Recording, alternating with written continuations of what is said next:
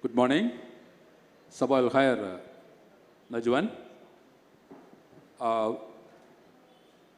Najwan Darwish is the young poet from Palestine, and his fame as a poet hails from not only in the Arab world and apart and beyond that. So we are starting the conversation, and Najwan is little more particular. The discussion have to be central around poetry, not much about Palestine and Palestinian issues. Anyway, and he was also concerned that even though Malabar and Kerala do have a long-standing connection with Arab world, but there is not much translation from Arabic to Malayalam and from Malayalam to Arabic. He was little embarrassed why this is happening. And while he get down in Calicut, he told me that it is like a Gulf city. And he says, Gulf do have a much serious influence, not from Europe, but from India, from Indians. So he says the food, the clothes, many things, even the perfumes, looks like the Arabian one. And the same thing you can see in Arabia also. Anyway, as if he made a point on translation, I think the session, I'm starting the session with reading a couple of his poems, which is translated into Malayalam. So I'm starting it with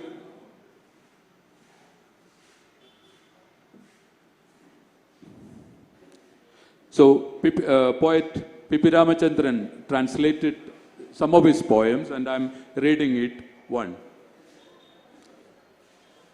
Like the Falling Trees is the title in English, and Malayalam, E Marangale Pole. ആടിയുലഞ്ഞാലും വീഴാതിരിക്കാൻ ശ്രദ്ധ വയ്ക്കുന്നു മരങ്ങൾ. കാരണം ഇവിടെ മണ്ണ്, മനുഷ്യർ ഒന്നും വീണ മരങ്ങളെ സ്വീകരിക്കില്ല. എന്നാലും വേര് ചെയ്യുന്നത് തടയാനാമോ? കാറ്റുണ്ടെന്ന് കരുതി വളരാതിരിക്കാനാമോ? ഒടുക്കം നിലം പറ്റിയേ മതിയാകൂ. നടവഴിയിൽ നിങ്ങളും ആടുന്നുണ്ട്, എന്നാൽ വീഴല്ലേ, ഒടുക്കത്തെ വീഴ്ചയാവും. ആടിയുലഞ്ഞുകൊണ്ട് മരങ്ങളും നിങ്ങളോടൊപ്പമുണ്ടെന്ന് കരുതിപ്പോവുക. നിങ്ങളുടെ വീഴ്ചയെ സ്വാഗതം ചെയ്തുകൊണ്ട് കാറ്റുമുണ്ടെന്ന് കരുതിക്കൊള്ളുക. ഈ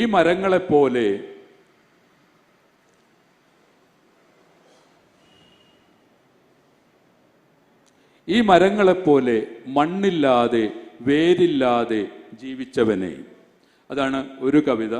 മറ്റൊന്ന് അദ്ദേഹത്തിൻ്റെ വളരെ ഒരു ചെറിയ കവിത, റിസർവ്ഡ് എന്ന് പറയുന്ന കവിത, അതുകൂടി വായിക്കുകയാണ്.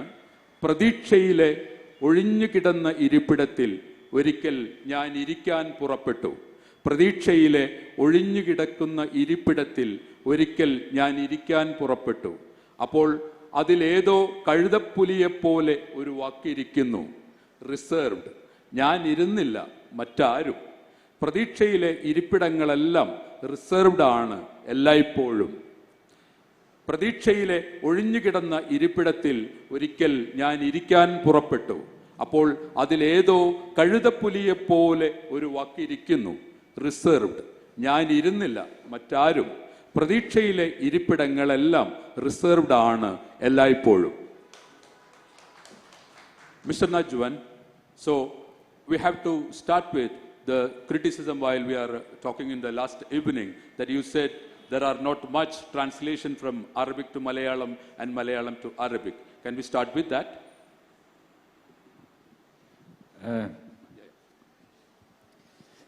Sabah al-Khair, good morning. The issue of lacking translation between Arabic and Malayalam reflects, in my opinion,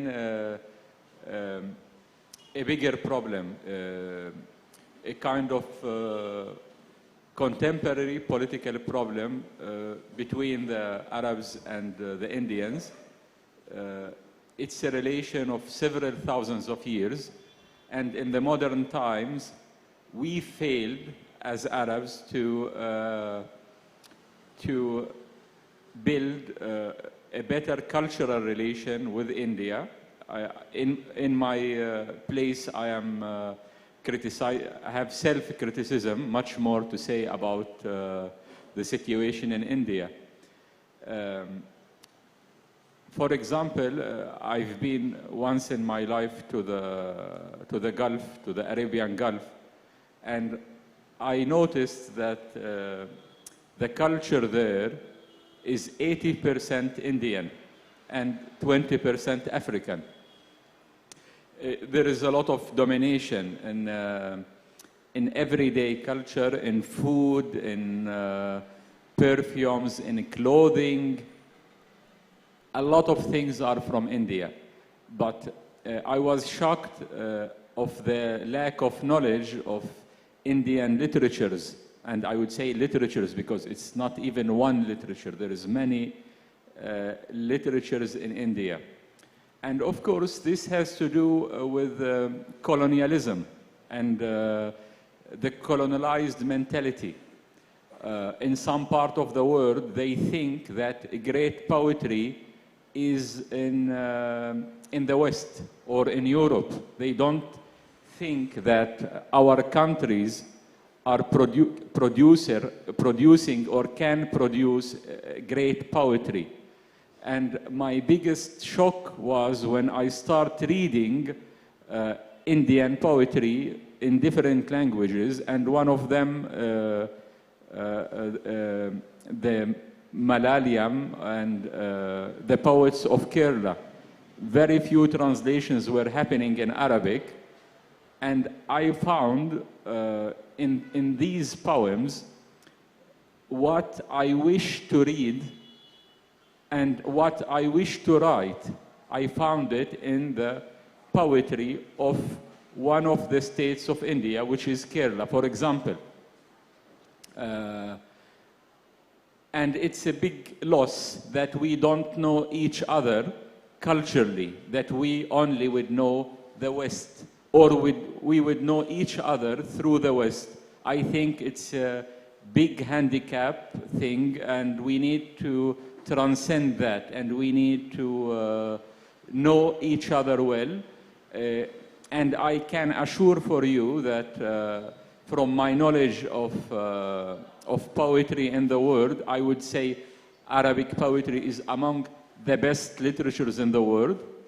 And from some knowledge I have to your literature, I can also say that your poetry is among the best in the world, and it could be now the best. I am not a person who's famous of making compliments. The opposite. I am famous a little bit with my rudeness, not with my kindness. But I have to say that in this place we are sitting now, we have one of the greatest poets, the greatest living poets now, in the whole world is sitting on the chair here, Mr. Saatchi. I was impressed by his poetry. He has the qualities of the Eastern traditions and the qualities of the Western traditions, all of them in one poet. This is very rare and very exceptional. So I hope I answered part. And you have an opinion that when we read poets like Ghalib or that kind of poet, Goide is a little poet when we are comparing with it. Will you just elaborate on that? Will you just, I mean, you said that, I mean, you have an opinion that when we read Ghalib or some other Arab poets, Mutannabi, for instance, when we read them, we feel that Goite is a little poet, a small poet, smaller poet. Yeah, of course, I agree 100% because the thing of literatures, it's a political power. A country like Britain is still investing money till today to promote Shakespeare. Shakespeare didn't become Shakespeare by his literature only. He came by the British Empire. It makes Shakespeare. And all nations of the world, they try to promote their literature through political power and through political money. We were talking yesterday about the great Eastern poets like Hafiz Shirazi, like Al-Mutanabbi, like Kabir, like Ghalib. Those are the biggest poets in the world. All the great poets of the West is like small students when you compare them of any of those. Goethe, who considered to be the great poet of Germany, all his life he was impressed and tried to imitate Hafiz Shirazi. And he couldn't. His work is very modest comparing to Hafiz, who's somehow forgotten by a lot of us. We don't really look very much at Hafiz now, but unfortunately, this is the situation. We don't really appreciate ourselves and our literatures. So our session have a title, name the book, your book's title, Nothing More to Lose. And your translator, Mr. Karim James Abu Zaid, says that he translated not one poet, but he translated many poets. I mean, when he's translating Najwan, he's translating many, many Najwans. What do you think of that? What do you think of that comment? It makes me laugh because it sounds a compliment, but it's not a compliment. It's like I should be schizophrenic to be many poets. But I think his note has to do with two things, with working in different forms. I'm not just stuck to one form, and also the variety of subjects. I am not just writing within certain subjects. From one side, I am not just Palestinian poets. I was trying to be an Arab poet, and to be an Arab poet is to cover a huge geography. And this is the challenge of the poet today, is to be outside of his small culture and to practice poetry through a wider map, not by slogans, not to say, it's not a slogan, it's about if you can capture a certain culture and a certain geography. This is even one of my ambitions, to write some poetry about India. I did few poems, but I'm trying. I would try to compete with Sachi in this subject. So now, when we come to your poem, I mean, the book, this is the only one now available in English, even though you have a big poetry body of your work. I just want to ask you, when you say nothing more to lose, is that of your roots of Palestine forced to write you, or something else? I mean, you always talk that you are an Arab poet, and now when you say you want to be politically correct, sometimes you want to be politically incorrect. Like when you write the very famous poem, when you rewrite the very famous poem of Najwan Darwish, Identity Card, see, that poem starts with, right, I am an Arab. But in your poem, you are also writing the same poem, I mean, with the same title, but that differs and it goes many, many places. So do you think now, as an Arab, as a Palestinian, if you want to write a poem, you want to write about many other legacies? Do you think so? Many other legacies. Like when you write in Identity Card, you go to Armenians, you go to Kurds, you go to many other people who have been marginalized. So do you think that those people are exactly like the Palestinian people, or they have another problem? Two things. The title of this book is coming from a kind of love poem. By the end of the poem, there is two lines saying, we lost our two heads in love and have nothing more to lose. Have nothing more to lose. So about the issue of identity in poetry, I am obsessed of being the other in what I am writing, and I am perceiving the world always as another. I am the other of my other, of my other. I wouldn't stop with a certain identity. Of course, I have a kind of identity. I should have a kind of identity like everyone, but I am fascinated by the transformation of identities. Nowadays, you would find someone and he would say to you, I am an Arab, or I am an Indian, or I am... but when you look at history, you find this strange transformations. Identities are transforming all the time. And nowadays, I am an Arab. In the past, I was something else. In the future, I'm going to be something else. And this is what literature about, to capture the otherness, not the self. Usually, poets and writers who are obsessed about themselves, usually they do write a kind of direct and not good poetry.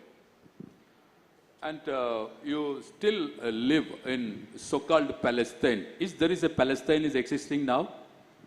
Look, when we use the word, what happened in media, that there is a lot of false, not information. The worst thing about media that it presents false definitions. The definitions are wrong in the media, not the information.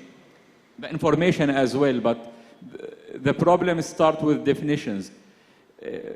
If we want to define Palestine nowadays, I hear in the media they would say Palestine and Israel. And I'm always wondering, where is this Israel? Yani, what is Israel?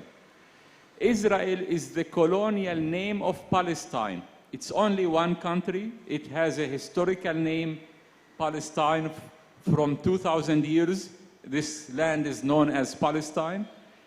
And since 1948, there is a colonial project which tries to transform the name of the country and call it Israel.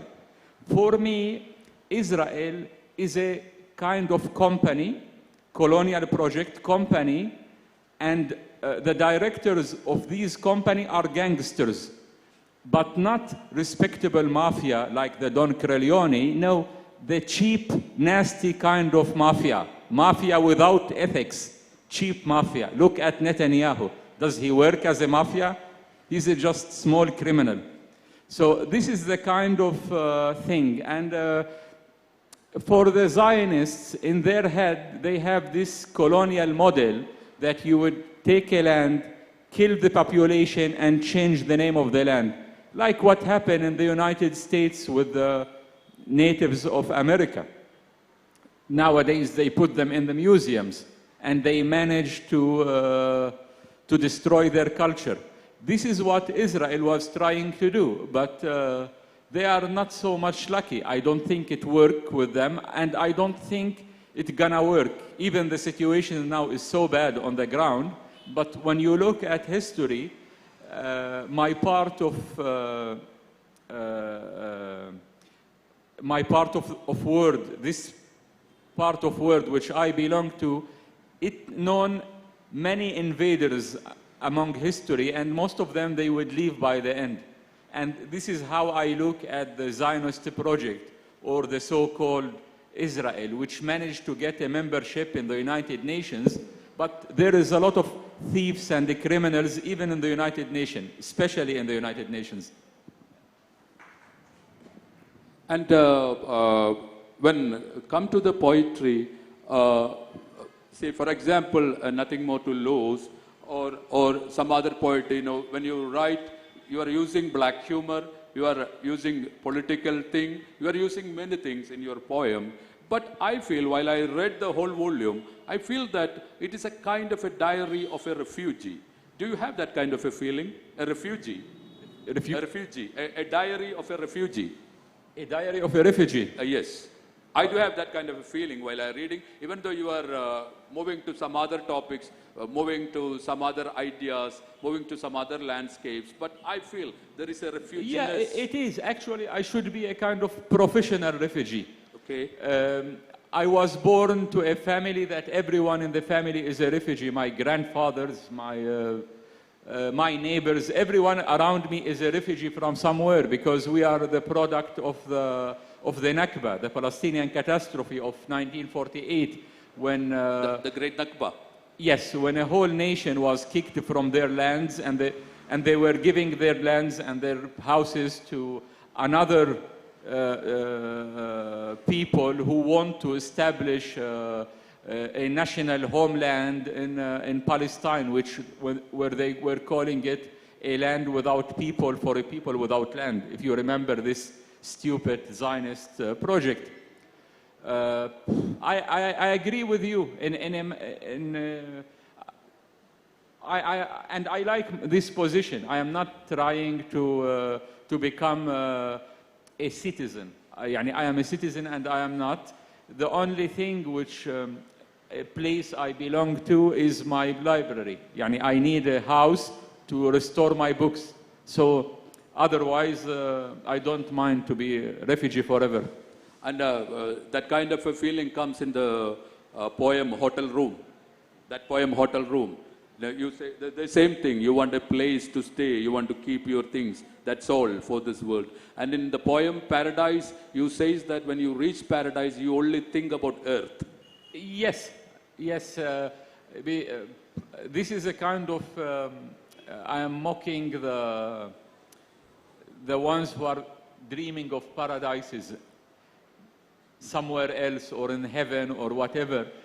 I am obsessed on earth and I belong to the earth. I don't belong to something else. And even if there would be a paradise, I want to come back to the earth.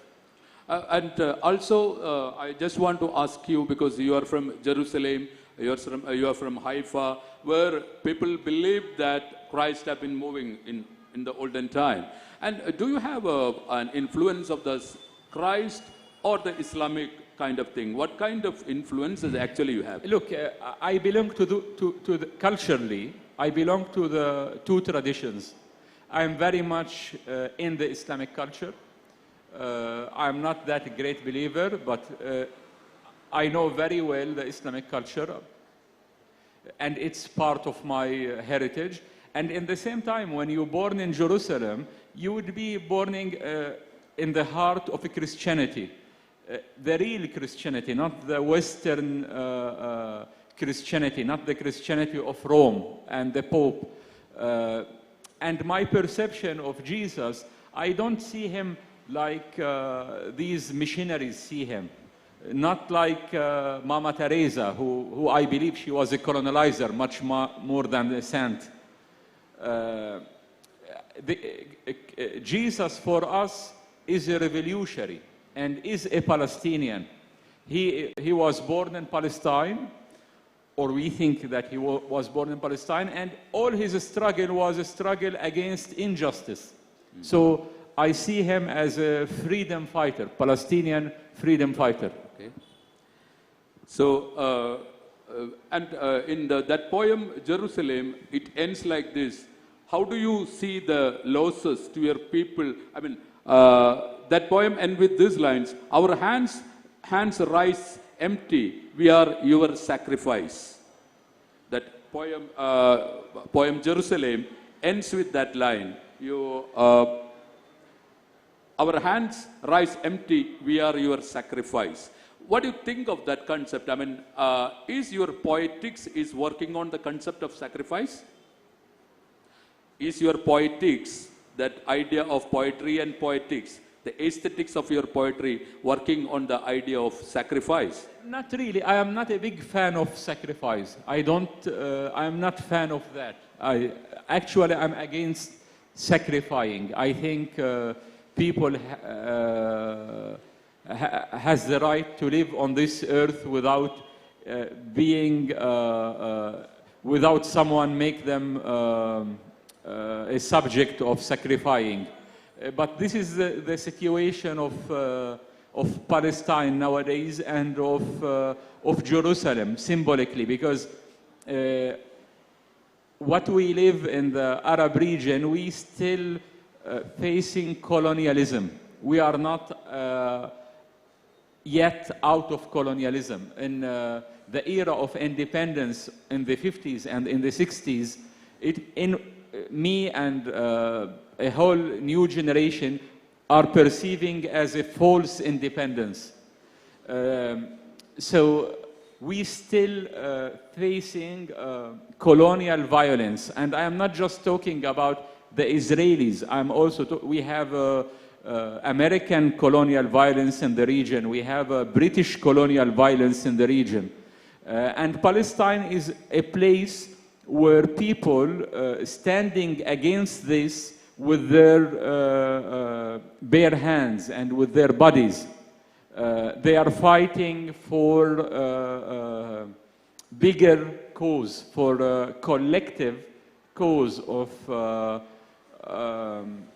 different nations. Okay. So I'm going to read another poem, Clouds. I am reading it in Malayalam. മേഘങ്ങൾ വിവർത്തനം P Ramachandran. ഞാൻ പുറത്തു ചുമക്കുന്ന ആകാശം ഇറക്കാൻ എനിക്ക് സഹോദരങ്ങളാരുമില്ല. ഞാൻ പുറത്ത് ചുമക്കുന്ന ആകാശം ഇറക്കാൻ എനിക്ക് സഹോദരങ്ങളാരുമില്ല. എൻ്റെ മരങ്ങളെ സമാശ്വസിപ്പിക്കാൻ പെൺമക്കളില്ല. തടാകങ്ങൾക്ക് അനന്തരാവകാശികളായി പേരമക്കളില്ല. നെരിപ്പോട് കത്തിക്കാൻ തീനാളമില്ല. പൂച്ചെടികൾ നനക്കാൻ ബന്ധുക്കളില്ല. മറ്റൊന്നുമില്ല. ഒരു ദിനം എൻ്റെ മരണാനന്തര ചടങ്ങിൽ സംബന്ധിക്കാനെത്തുന്ന വീടില്ലാത്ത ഈ മേഘങ്ങളല്ലാതെ. മറ്റൊന്നുമില്ല. ഒരു ദിനം എൻ്റെ മരണാനന്തര ചടങ്ങിൽ സംബന്ധിക്കാനെത്തുന്ന വീടില്ലാത്ത ഈ മേഘങ്ങളല്ലാതെ. So when we look back to the poetry from Palestine, there is a problem of house always. I mean, they say it is a roofless thing, it always moves, it keeps on moving. And how that thing moves your poetry? Is that tradition itself is moving, or you are going to a new thing, I mean, new idea of poetry? Look, in poetry, no one is doing something new. We are rewriting what's already written. We are just presenting our version of poetry. I am just rewriting what's already written. There is no poet who's having new subjects or new ideas or whatever. The issue of missing the house or being disrooted from some place, it would give you a higher sensitivity than most of people who are calm and relaxed in their houses and they feel safe. The issue of not being safe in the world, I think it's good for an artist to keep, reflect, and remind people of simple joys of life, that they miss them because they don't really consider them. And in one poem, which is actually keeping apart in this volume, that one about Baudelaire. You say, your mother says to Baudelaire's mother that our kids are writing poems and how they are living now. And your mother says, Najwan is a cute kid. And the other, what the other mother said, and what is actually that one? No, this is anti-mother's poems. Most of poets would write praising their mothers and say that their mothers were big hearts and wonderful women and blah, blah, blah, blah, blah, blah. I disagree of that. Usually poets have problematic relations with mothers, because mothers are the real authority in the house, not the father. So the mother is like the Ministry of Interior for an activist. So you can't be having good relation with... You mean mother, not wife? What? The Interior Ministry is not wife? No, the wife later would take the place of the mother. After some time, yani.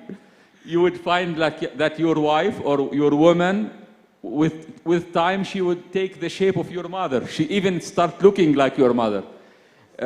So in this poem, it's about two mothers meeting, my mother and the mother of Charles Baudelaire, and they are sitting in a silent room, and my mother would say to her, did you see what poetry has done to our kids? Najwan was so sweet when he was a kid. And the mother of Baudelaire, she's even more tough than my mother, so she didn't say a single word in the poem. But that was the last thorn of the hell. Yes, exactly. So my mother used to think that I was much better kid and much better young person before start reading and writing poems. This is like the bad era in my life. Until today, I think she probably asked God that I would stop reading books and writing poems. But there is one poem where your mother is reading about Mary. Mother is reading about books on Mary. Mary.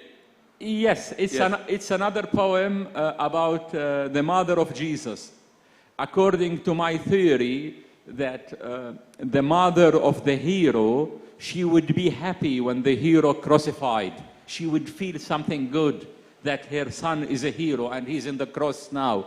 And I am mocking that mother in the poem, and I say to her, يعني, whatever you are doing, I'm not gonna be a martyr, and I would keep living. يعني, these are anti-mother's poems. And there is no anti-father's poem. No, it seems that fathers are not an authority for the poets. Okay. So, would you like to read Take Off? Take off. Read it yourself. Actually, my English is not good. I don't speak English. I'm speaking only one language, which is Arabic, and I have a kind of Google translator here. So now I'm speaking in Arabic and the Google translating and giving them to you. And I'm afraid Google is not translated to read poems in English. And Google is the prophet now. Google is the prophet. Yes. Eh? Okay, then I just want to have a question, because we want to give chances to the audience. I mean, you are a cultural critic and you are a journalist. You are running a newspaper. You are part of a newspaper. You are doing that kind of things. Actually, by profession, you are a lawyer and you left the job and you come to the world of words. And do you think your journalistic career will help for the poetry? It helps and it doesn't in the same time. Journalism would help a poet, would remind you always that you write for audience. You are not writing to yourself. I don't mean when you write the poem, but when you publish, as a journalist, you are very much careful of being precise and being well understood. So journalism creates this relation between that you are not to yourself, and it would give you a kind of wider perspective, but not for long term, because when I used to do much journalism, whenever I would be touched about something, I would write an article. And I stopped doing that. Nowadays, when I feel something, I would write a poem, whatever it is. So I advise poets to work in journalism for 7 years maximum, not more. And also there is a criticism from you that many poets in many parts of the world, and especially in the Arab world, started to write fiction. And you feel that they are traitors. Not a traitor. I'll tell you something. My trouble with people that they would rarely know what has value in their life. For example, we were talking yesterday, you would have a son or a kid who would think that the food of his mother and grandmother is not a good food, and he wants to eat at McDonald's. So imagine someone who wants to leave the food of his mother and grandmother and to eat the garbage of the American companies. The same happened in literature. A lot of writers and poets, they don't really know the value of their language or the value of their heritage.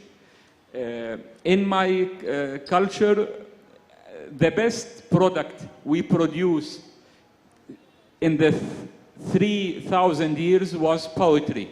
I think Arabic poetry is our best product. We didn't produce something, the Arabs, they were producing poetry and Quran. This is what we produced. Poetry and? And Quran. But Okay. you would find poets who think that they should become novelists.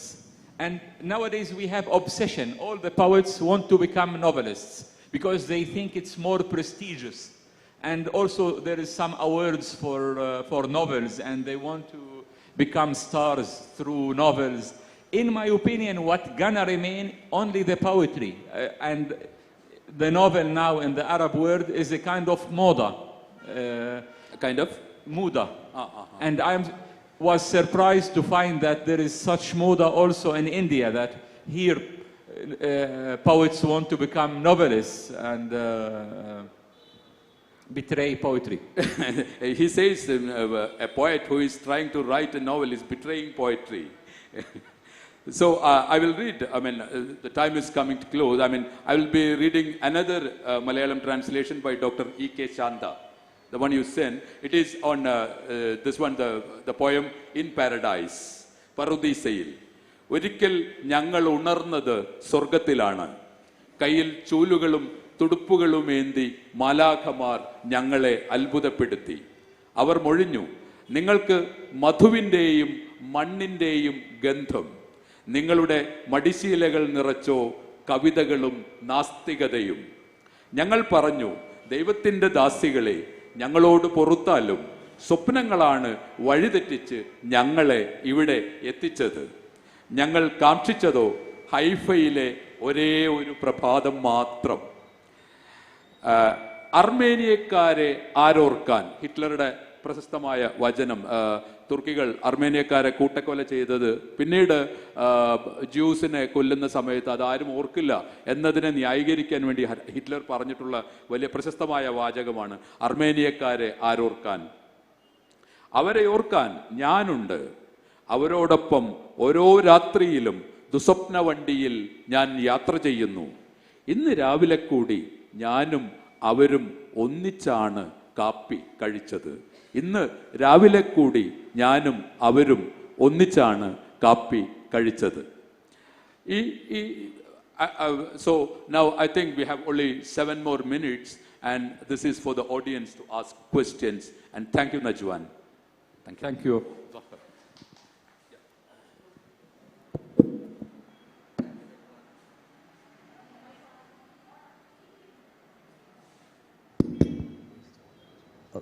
Thank you, Najwan. I was just intrigued by your statement on identity, because that's quite a break from the long tradition of Arabic poetry. Because if we look at it from the time of the Mu'allaqat, Arab poets always used to, take pride in their identity, bringing together language, legacy, and land.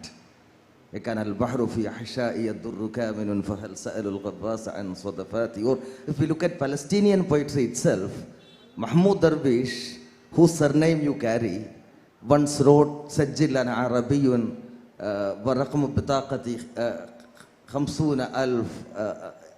The sense of identity is so strong in Arabic poetry over the past 2,000 years. And when you say that you don't care about identity, what exactly do you mean, particularly in your location as a Palestinian?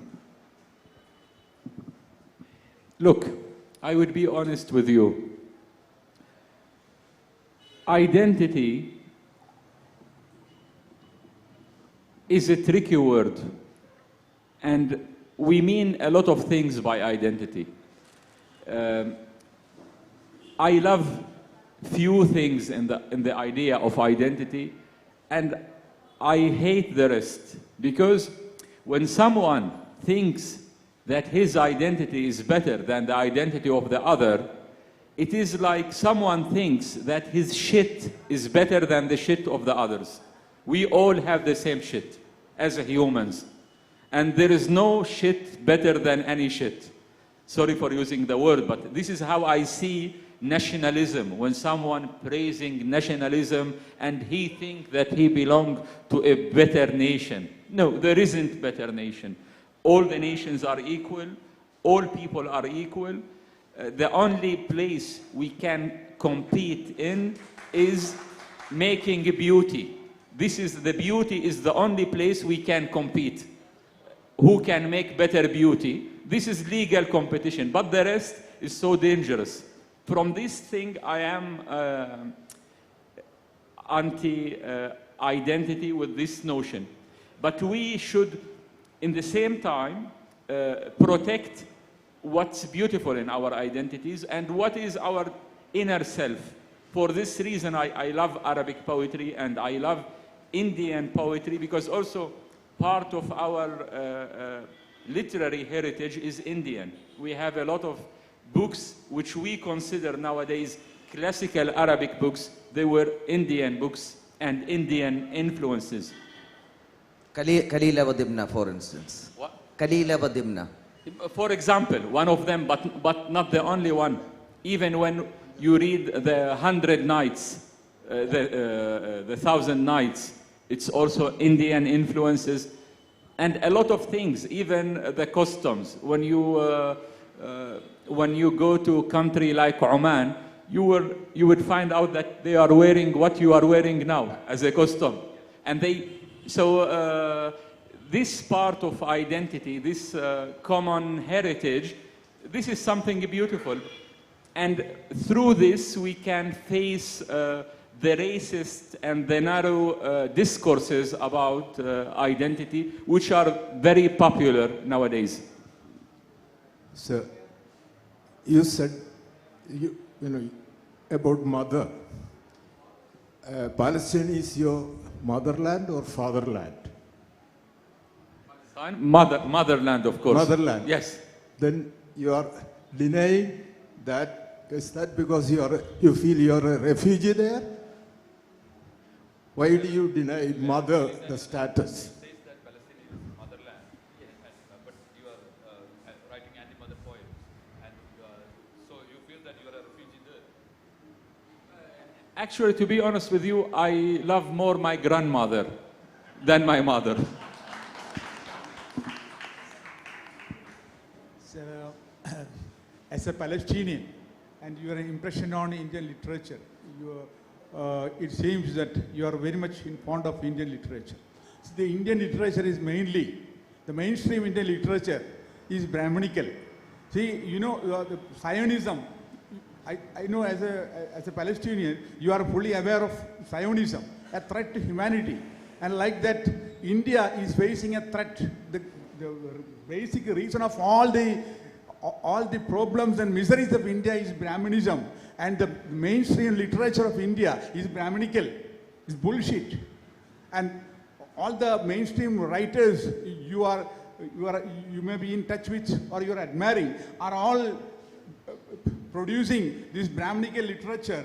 But now, according to the modern times, they are modifying it in a polished way. But the main values they produce are Brahminical. It is highly anti-human, and it is also a threat to humanity. I would like to know what is your impression about this Brahminism, which is the basic root of Indian problems, and it all controls the whole thing. The literature, the majority of Indian people were denied writing, knowledge. So it is such a terrorist country. It's such a terrorist country. It is. Long period. 1 minute. For India, there is a long. Let me complete it. Let me complete my point. Let me complete my point. No, but one point. See, India is a land of terrorism. Terrorism means a denial of right to education, knowledge. See, it was for centuries it was like that. So now the knowledge, the writings, it is confined to a microscopic minority, and they produce the literature, the bullshit, the Brahminical stuff. And I'm afraid you are impressed by, are you impressed by these so-called Indian literature? But the problem is that when you say Brahminical, Najwan cannot relate to that one.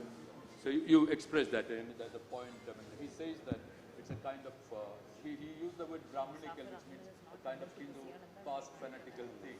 And it influences Indian literature. And he says there is no point in it. You don't know what is Brahminical. Look, I will say two things. First, nothing compared to Zionism. fanaticism in all nations and all of the world, you would find fanatic people who are trying to control someone else. But colonialism is something different, especially the kind of colonialism which try to erase a nation and put another nation in its place. I'm sorry, but we have to wind down the session as we run out of time. That was a beautiful conversation on how poetry can both transcend and become one with identity. I have to say something. Yeah, you want to say something, please. I was starting the session praising your poetry and saying that you have some of the greatest poets in the world, and mainly one of them is sitting with us here.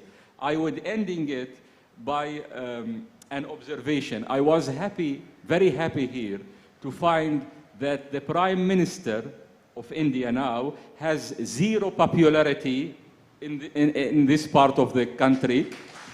And I was so happy to find that his popularity is zero. Thank you. And we are closing the session.